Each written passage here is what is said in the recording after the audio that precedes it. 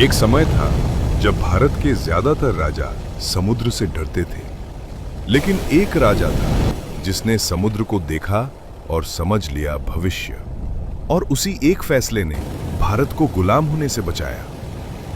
17वीं सदी। भारत का समुद्र भारत के पास नहीं था। पुर्तगाली गोवा से राज कर रहे थे।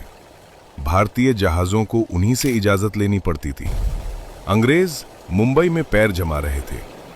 धीरे धीरे तट उनका हो रहा था और जंजीरा के सिद्दी रात में मराठा गांवों पर हमला करते थे।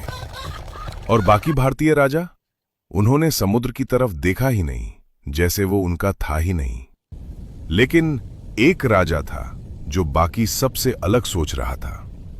कोंकण का तट, लहरें टकरा रही थी और सामने एक विदेशी जहाज। शिवाजी महाराज खड़े थे और उन्होंने कहा, जो समुद्र पर राज करेगा वो हिंदुस्तान पर राज करेगा। यह सिर्फ एक वाक्य नहीं था, यह भविष्य की घोषणा थी। 1654, एक छोटी सी खाड़ी कल्याण, और वहीं से शुरू हुआ भारत का पहला नेवी मिशन। मछुआरे नाविक बने, छोटे जहाज युद्धपोत बने, 400 से 700 जहाज, 5000 नाविक, और समुद्र में खड़े हुए किले सिंधुदुर्ग, विजयदुर्ग, कोलाबा।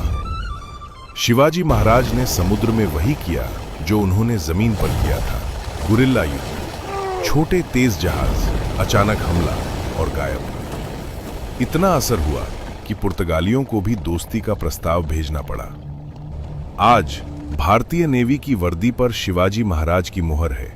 हर नेवी डे पर उन्हें याद किया जाता है, क्योंकि जब बाकी राजा जमीन पर लड़ रहे थे, एक राजा था जो भविष्य देख रहा था, और उसने साबित कर दिया, जो खतरे को पहले पहचान लेता है वही देश को बचाता है।